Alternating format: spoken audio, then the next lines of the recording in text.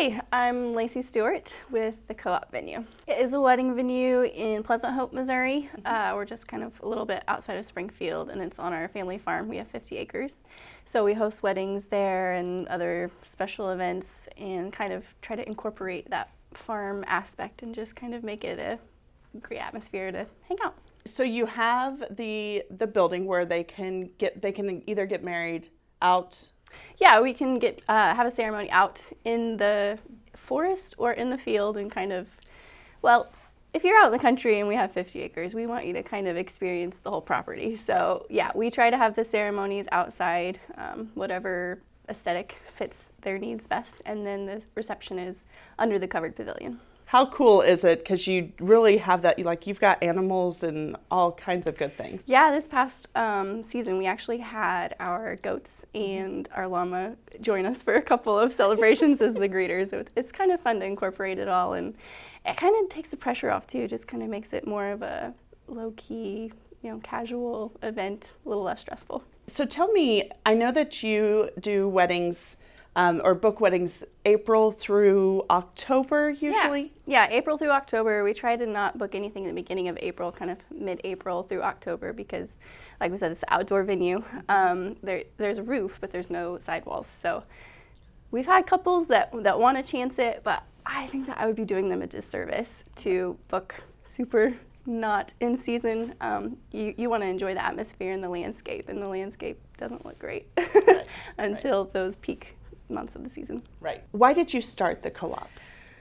It's kind of a long process, passion, to answer that question. When my husband and I got married, which was 12 years ago, getting married in a church was kind of your only option, and so we kind of saw the need then, but as a 20-year-old, I was not in any sort of place to do anything about that. So we had a backyard wedding and rented all the things and did it all ourselves. Which is a lot of work. It's a lot of work. It was great. I wouldn't have done it any other way, but doing it, you realize just how much goes into it. And before you do it, you think, well, we'll do this, we'll get it the way we want, and we'll save a bunch of money. And then at the end of the day, you're more stressed because you had to do it all. Right. And you really don't wind up saving that much money. So that was kind of the beginning of it when we were younger. And then as we got older, we got our first farm.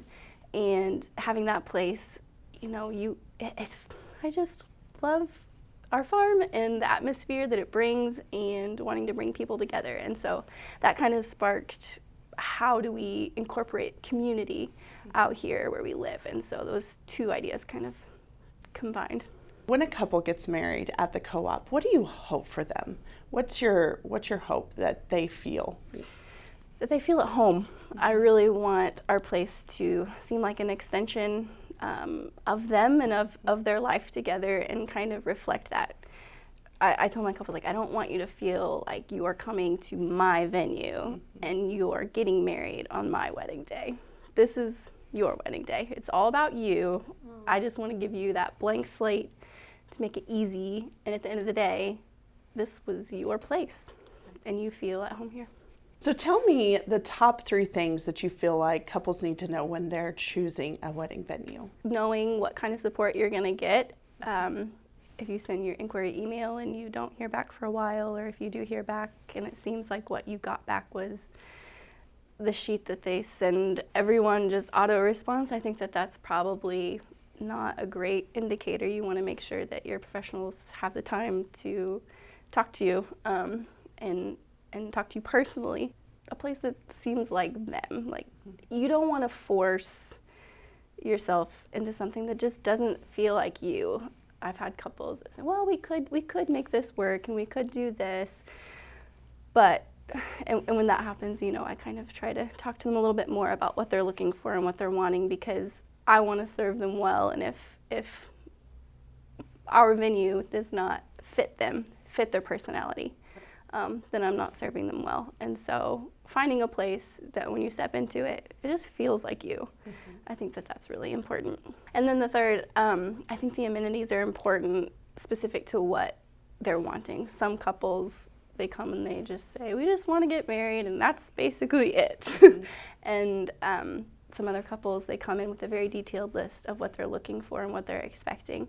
And I think kind of thinking that through before you even begin to look for a venue is important. But then also making sure that the venues have what you're looking for, and if they don't, also being able to creative problem solve how you can sort of gain that amenity, and if your venue is willing to help you with that. So tell me, if a couple is interested in the co-op, how does that work? Usually it starts with an email.